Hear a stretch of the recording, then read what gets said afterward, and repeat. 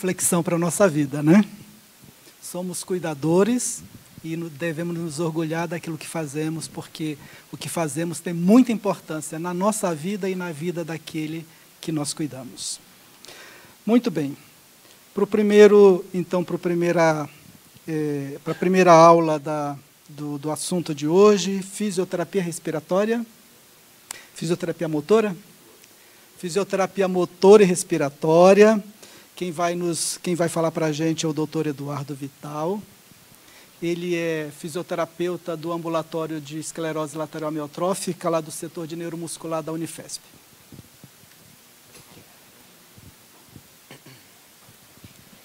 Bom dia. Antes de começar, eu queria só saber quantas pessoas que estão aqui nunca passaram pela fisioterapia, nunca fizeram uma avaliação respiratória ou uma avaliação motora. Certo, tem bastante gente. Então, hoje a gente vai conversar um pouquinho sobre fisioterapia, né? Tanto do ponto de vista respiratório, quanto do ponto de vista motora. Tá, obrigado. Bom, então hoje eu preparei a aula como se fosse uma consulta. Então a gente vai fazer uma consulta coletiva, tá? Num primeiro momento, quando o paciente chega a primeira vez comigo, eu procuro explicar para ele, e normalmente eles trazem essas dúvidas, né? Então, o que devemos saber em uma primeira consulta? Por que a ela afeta a minha respiração? Muitas pessoas vêm com esse questionamento. Eu tenho uma doença neurológica que compromete a minha respiração, né? O processo de respiração, ele se dá por contração muscular. Então, eu costumo dizer que a fraqueza muscular da musculatura respiratória, ela é acometida assim como a musculatura dos membros inferiores e a musculatura dos membros superiores, né? Então, a gente tem um músculo que é o diafragma. Ele é o principal, ele é o responsável por 70% do processo de respiração. É um músculo localizado entre o compartimento abdominal e o torácico. Quando inspiramos, quando colocamos ar para dentro dos pulmões, esse músculo contrai, ele desce, a gente recebe oxigênio, tem o processo de troca gasosa, expiramos e mantemos a ventilação e oxigenação para todos os órgãos e tecidos. Então, existem três grandes grupos musculares nesse processo. Então, a musculatura inspiratória, que é esse músculo que eu comentei. Então, ele vai trazer problemas para inspiração, né? O músculo expiratório, principalmente musculatura abdominal, onde vai trazer um prejuízo na tosse. E a musculatura bulbar, que a gente costuma falar que é a musculatura da garganta, que vai trazer problemas na deglutição, na respiração e na questão da fala. Quais são os sintomas respiratórios? Eu procuro também deixar muito bem claro numa primeira consulta quais são os sintomas. Por quê? Para esses pacientes, quando eles chegam e eles estão bem, ele precisa saber o que eu vou sentir. Isso é importante para, numa próxima consulta, ele ficar atento e trazer. Às vezes, alguns sintomas eles não estão diretamente relacionados com a falta de ar, com a dificuldade para respirar, e passa batido. E aí a gente acaba comendo bola numa consulta e não indicando tendo uma determinada conduta. Então, um dos principais sintomas aí dos sintomas iniciais, os pacientes, por conta dessa fraqueza, começam a apresentar uma respiração mais curta e superficial. Não conseguem fazer inspirações profundas, né? A falta de ar, ela começa a aparecer aos esforços. Então, durante um banho, durante uma caminhada, durante um subir e descer escada, que muitas vezes confunde com a fadiga, com o cansaço, que também acontece na doença. Outro sintoma também inicial aí importante, que temos que ficar atento, é a ortopneia, ou seja, a dificuldade para respirar deitado de barriga para cima. Por quê? Quando deitamos, a gente tem uma ineficiência dessa musculatura respiratória. Temos a ação da gravidade agindo em cima do nosso abdômen e do nosso tórax, e nós não temos apoio das vísceras abdominais quando estamos sentados, né? Então, esse diafragma, ele fraco, ele não vai ter apoio das vísceras, ação da gravidade, ele acaba ficando mais fraco e o paciente apresenta falta de ar deitado de barriga para cima. E outros sintomas extremamente importantes, que são os sintomas de hipoventilação alveolar. O que seria a hipoventilação alveolar? A hipoventilação alveolar é o fato do paciente não respirar bem, ele não coloca volume pulmonar para dentro dos pulmões, esses alvéolos não recebem o volume adequado, não recebe o oxigênio adequado, não realiza a troca gasosa. Esse paciente vai elevar os níveis de gás carbônico no organismo e diminuir os níveis de oxigênio, né? Então, a cefaleia matinal bifrontal, então o paciente acorda com dor de cabeça, é um sintoma clássico. A sonolência excessiva diurna, então o paciente dorme a noite inteira e fica com sono o dia inteiro, né? Tem aqueles pacientes que têm dificuldade para dormir, ou seja, ele dorme a noite inteira, eu durmo, mas eu acordo várias vezes. Então, frequentes despertares. Muitas vezes ele vai atribuir uma mudança de decúbito, uma dor, mas no fundo pode ser de fundo respiratório, né? As dificuldades respiratórias, elas aparecem primeiro no sono, durante o sono, tá? Dificuldade para acordar, falta de apetite, emagrecimento, irritabilidade, ansiedade. Então, são todos os sintomas que é importante o paciente trazer isso para a gente, né? Muitos que eles não associam à respiração, mas a gente questiona e é importante vocês saberem identificarem esses sintomas. Outra informação super importante que eu costumo dar numa primeira consulta, até quando o paciente não tem nenhum envolvimento respiratório, e isso tem que ficar muito bem claro para os pacientes e cuidadores, é em relação ao uso do oxigênio, né? Como todo mundo sabe, a esclerose lateral ela não é tão conhecida, né? Então, muitos pacientes eles enfrentam esse problema quando precisa dar entrada num pronto-socorro, né? E por quê? Nossa, Eduardo, mas numa primeira consulta eu estou tão bem, você me dá essa orientação? Eu te dou essa orientação, porque você pode dar entrada num pronto-socorro não por conta da ELA. Você pode dar entrada num pronto-socorro por um acidente, por qualquer outro motivo. E você precisa levar essa informação para os profissionais que estão lá te recebendo, né? Então, por que eu não posso usar oxigênio? Porque o paciente com ela ele tem problema de ventilação e não problema de oxigenação. Quando aferimos a saturação de oxigênio desse paciente e ela está baixa, é porque o ar não está entrando. O músculo do paciente está fraco e o ar não entra para fazer troca gasosa e distribuir o oxigênio pelo organismo. Se a gente usa o BiPAP, que é o certo, ou o ventilador, que seja outro, você vai colocar a pressão positiva para dentro desses pulmões, volume de ar, e os níveis de oxigênio vão se normalizar no organismo, né? O uso do oxigênio é contraindicação absoluta? Não. Não.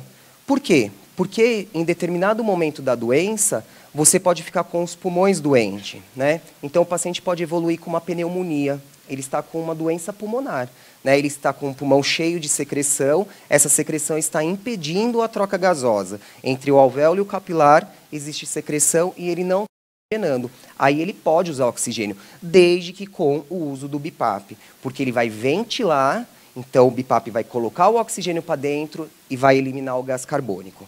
Quais são as consequências do uso do oxigênio de forma pura, que a gente fala? Seja ela por forma de catéter ou uma máscara sem ser por meio do BiPAP. É uma parada respiratória, né? Então, quando respiramos, a gente tem o controle a nível cerebral, né? O nosso controle a nível cerebral é o gás carbônico alto. Então, quando a gente mantém, né, o gás carbônico alto, o centro respiratório entende que está alto, ele manda uma informação para o diafragma trabalhar para manter esse gás carbônico nos níveis normais, né? O paciente com ela, por conta da hipoventilação, ele é mais tolerante aos níveis de gás carbônico mais elevado. Então, ele passa a usar um segundo mecanismo de controle, que é a oxigenação baixa. Então, quando o oxigênio cai, o centro respiratório manda informação para manter a contração, para manter o oxigênio normal. Se o paciente não está recebendo volume de ar, o oxigênio está baixo, e ele for ofertado o oxigênio, o que vai acontecer? Ele vai aumentar muito os níveis de oxigênio, porque ele não está ventilando. Ele está só entupindo o organismo de oxigênio. Vai chegar a um nível de hiperoxemia, que é o excesso do oxigênio no organismo, que o centro respiratório vai falar para o músculo: para de respirar, porque eu tenho muito oxigênio. É quando o paciente pode ter uma parada respiratória pelo acúmulo de oxigênio. E aí os níveis de gás carbônico aumentam, ele entra em narcose e coma. Tá? Isso é muito importante.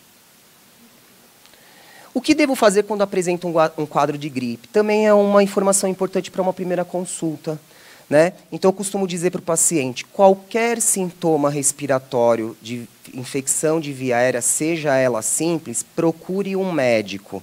Comece a fazer tratamento medicamentoso. Então, coriza, garganta inflamada, dor no corpo, febre, é um sinal que precisa procurar um médico, que precisa entrar com tratamento medicamentoso. A gente precisa cuidar da saúde pulmonar para não evoluir para as complicações. Quais são as complicações? Pneumonia, né? É o principal vilão aí da gente do ponto de vista respiratório.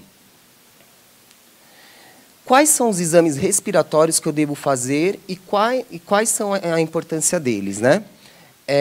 Um exame extremamente importante é a espirometria, né, que vocês costumam realizar lá no ambulatório. A espirometria ela vai avaliar a capacidade vital forçada, que é um preditor da doença, né? Então, a capacidade vital forçada nada mais é do que vai avaliar o volume pulmonar que essa caixa torácica tem capacidade de receber numa inspiração máxima e uma expiração máxima. Valores inferior a 80% já mostra para a gente que o paciente tem uma restrição pulmonar. Existe uma fraqueza e ele não consegue encher o pulmão em 80%. Ele ajuda e direciona a gente para uma indicação de ventilação mecânica não invasiva, o BiPAP. Ele vai ajudar na indicação da gastrostomia. Ele vai ajudar na indicação de quando a gente deve começar a realizar os exercícios com AMBU. Outro exame que a gente costuma realizar na prática é a manovacometria, né? A gente vai avaliar a força do músculo para puxar e a força do músculo para soltar o ar.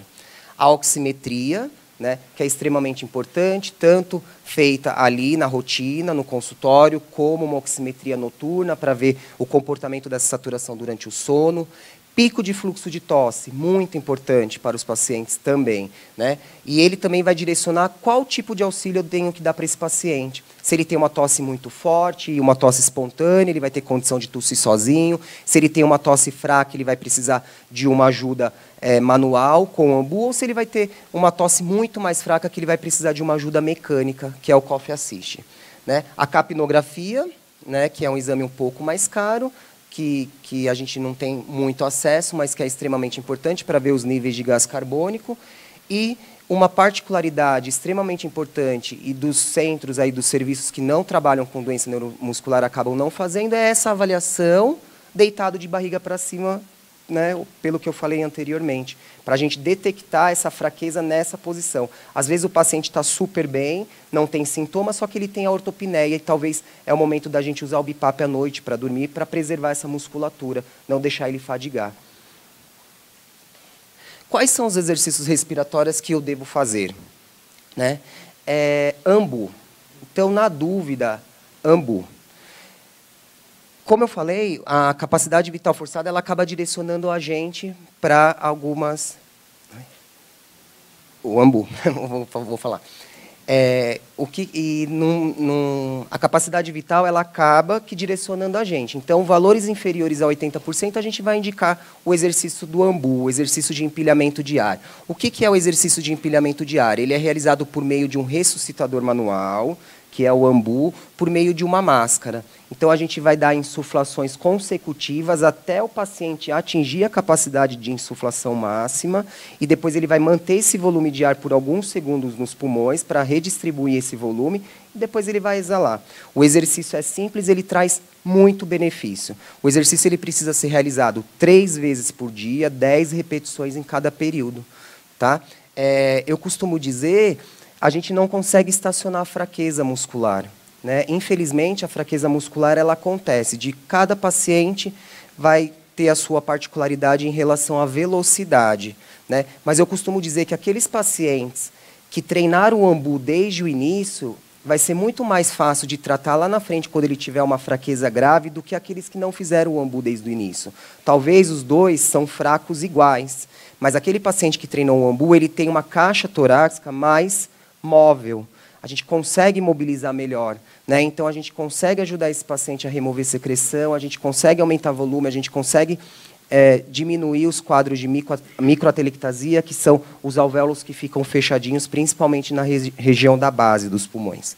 Outros exercícios também sob orientação de um fisioterapeuta, é cinesioterapia respiratória, né, sempre incentivando as inspirações, né, o foco é aumentar o volume pulmonar. Então, né, exercícios de inspiração em tempos, exercícios de inspiração fracionada, exercícios de inspiração com elevação do membro superior, ativo, assistido, técnicas de reexpansão manual e os alongamentos de musculatura acessória são importantes, né? Os músculos aqui no pescoço, numa condição de estresse, eles acabam entrando.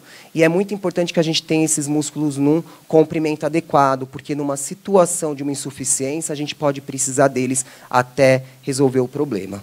E o que não pode ser feito, de jeito algum? Threshold.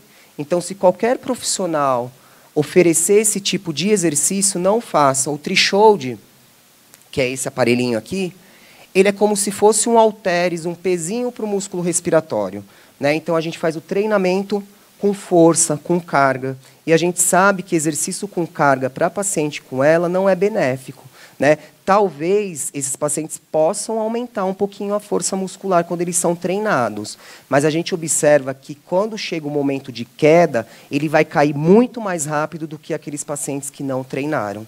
Então, é muito importante não fazer o treinamento com carga da musculatura respiratória. O threshold é o principal vilão aí, né? Os pacientes dão entrada num serviço que não conhece a doença, eles avaliam e vê que é fraco, fraqueza muscular, a gente treina a força.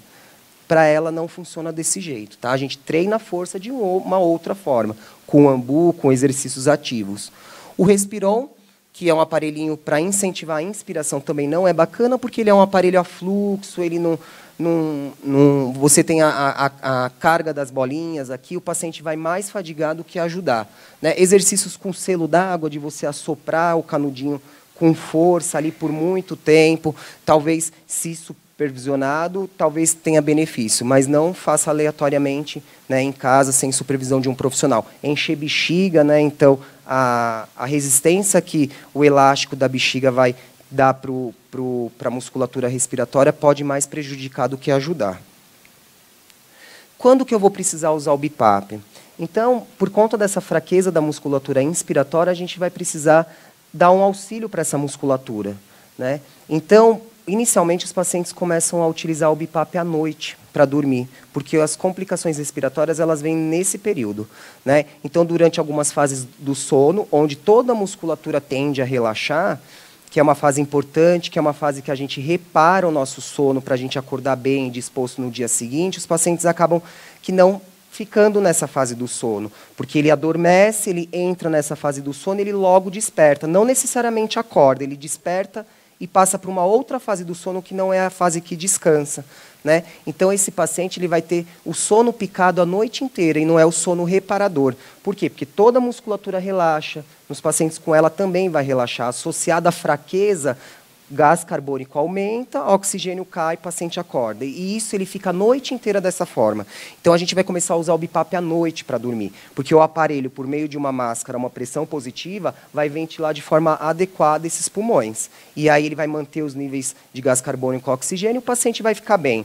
Sem falar que ele vai dar um descanso para essa musculatura. Então, à noite, o diafragma com o BiPAP, ele não vai precisar fazer tanto esforço porque ele está tendo apoio do BiPAP, né? Então, o BiPAP manda frequências respiratórias para ele. E aí ele fica descansado. A gente poupa a energia, a gente economiza a fibra, a gente não cansa e não fadiga esse músculo, né? A gente tem Qual máscara que eu vou usar, Eduardo? Cada paciente é um paciente, né? O ideal é que ele comece bem adaptado desde o início com todos os tipos de interface, né? Uma máscara nasal para o dia, uma máscara oronasal, e aí vai depender de cada paciente. E como que evolui essa questão do uso do BiPAP? Então, o paciente vai começar a usar no período noturno, e ele vai continuar com as nossas avaliações aí trimestrais, e quando a gente perceber que esse paciente está tendo quadro de hipoventilação durante o dia, a gente vai começar a usar durante o dia, né? Durante atividades que ele fique mais cansado, né? Antes do banho, porque sabe que o banho é muito estressante,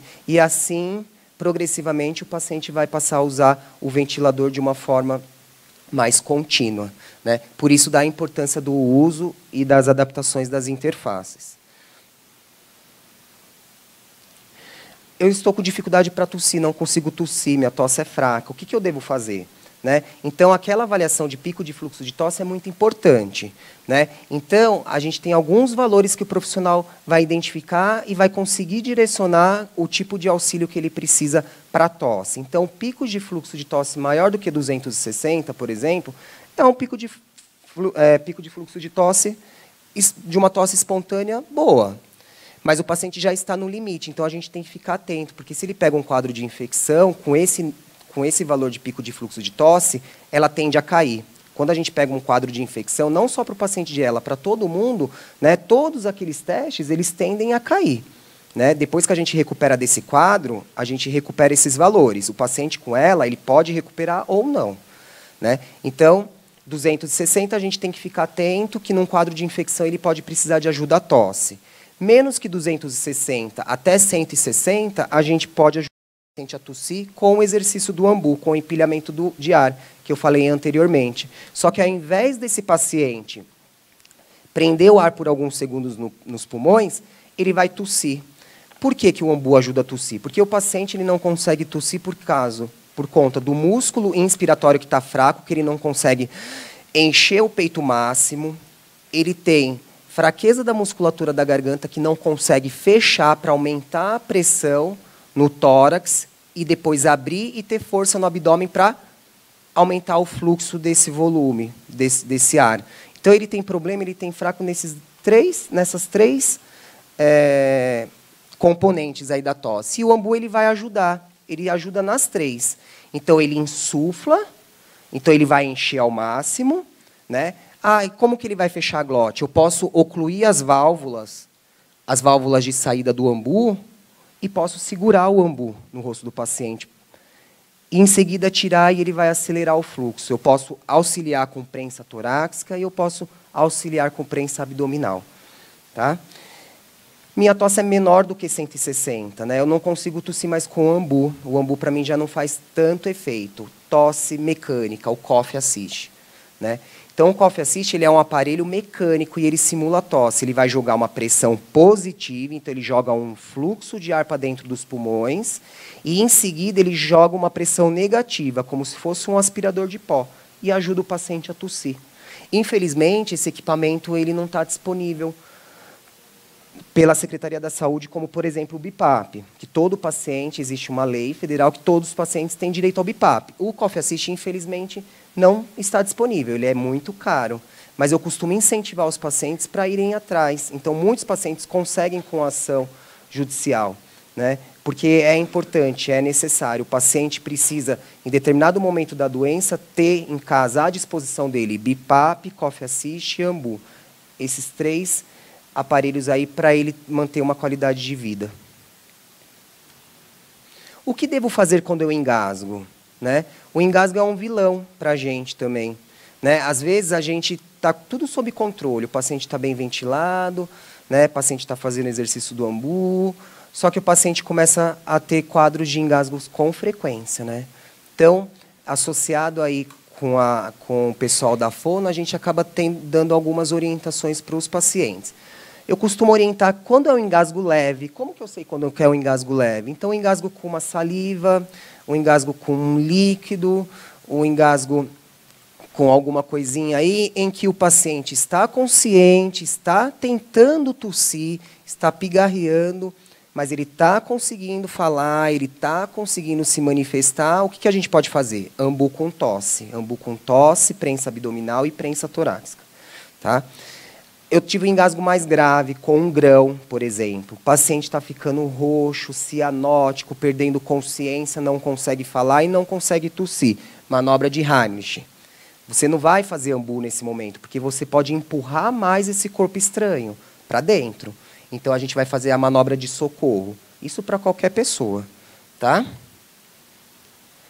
O que devo para controlar a saliva? É um outro vilão para a gente. A saliva. Vai abrir para pergunta durante a aula ou depois? Depois. O que devo fazer para controlar a saliva? Que é um outro vilão para a gente. Né? Essa saliva, esse excesso de saliva que que os pacientes acabam apresentando, né, eles podem ir aos poucos fazendo microbroncoaspiração, ou seja, sem a sensação do engasgo, vai gotejando e ele vai mandando isso para o pulmão até desenvolver uma pneumonia. Né? Então, a gente precisa manejar muito bem essa saliva. A primeira opção é medicamentosa, então consultar o seu médico, estou salivando muito e eu preciso de algum recurso. Né? E aí os médicos têm algumas opções para isso. Né?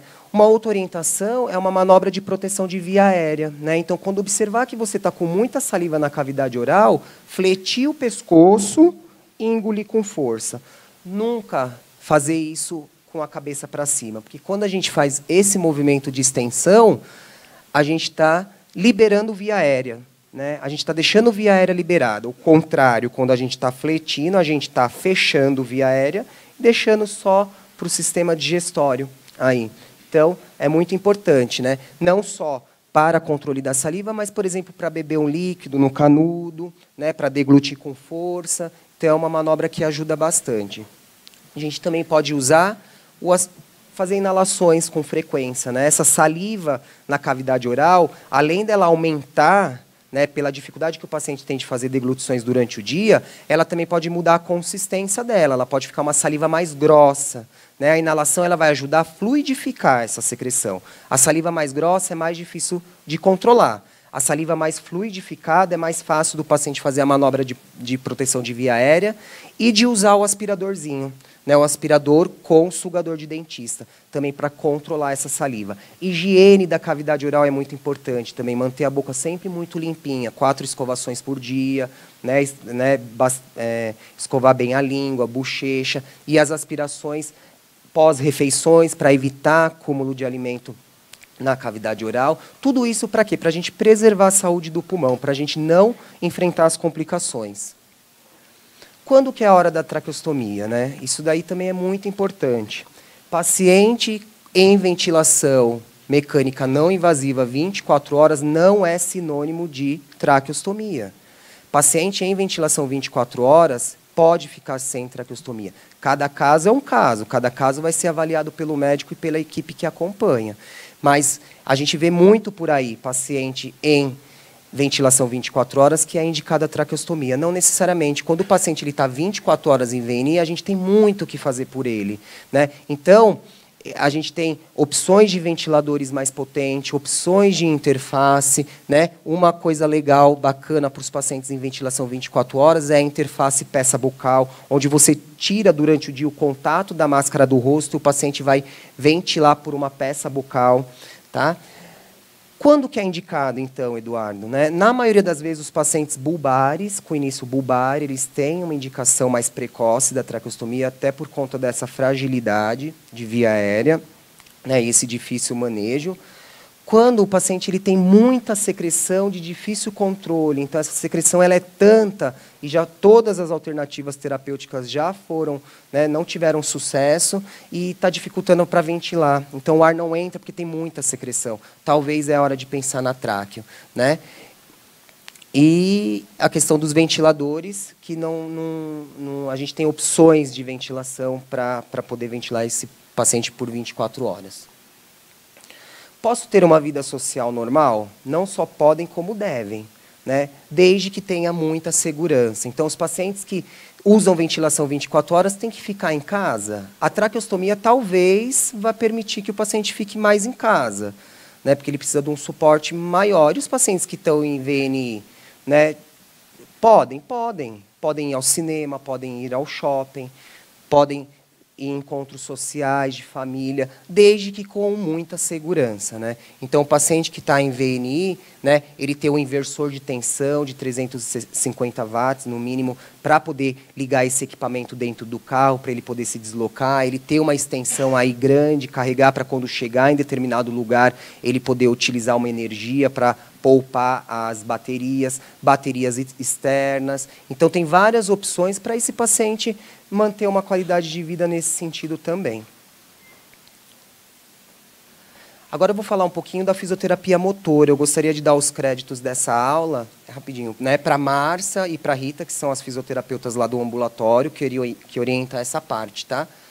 Do ponto de vista da fisioterapia motora, então a fraqueza muscular, né, a gente precisa otimizar essa função muscular por conta dessa fraqueza. Para quê? Para a gente evitar a fraqueza por desuso, então a doença ela é 8 ou 80. Se eu fizer muito exercício até fadigar, eu posso piorar, e se eu ficar em casa sem fazer nada, poupando muita energia, eu também posso piorar, também posso ficar fraco, porque o músculo está em desuso, ele não está fazendo nada. Adequação de tônus muscular, no caso dos pacientes que, né, evoluem com espasticidade, com problema de tônus aumentado, treino de equilíbrio também em decorrência da fraqueza muscular, treinos de trocas posturais, estimular a capacidade cardiorrespiratória para eles não ter aquela confusão entre cansaço e falta de ar, né? Então, está um pouco mais condicionado, estimular coordenação motora, manutenção da amplitude de movimento para os pacientes, por conta da fraqueza, não evoluírem com retrações e deformidades articulares, e manutenção da força muscular.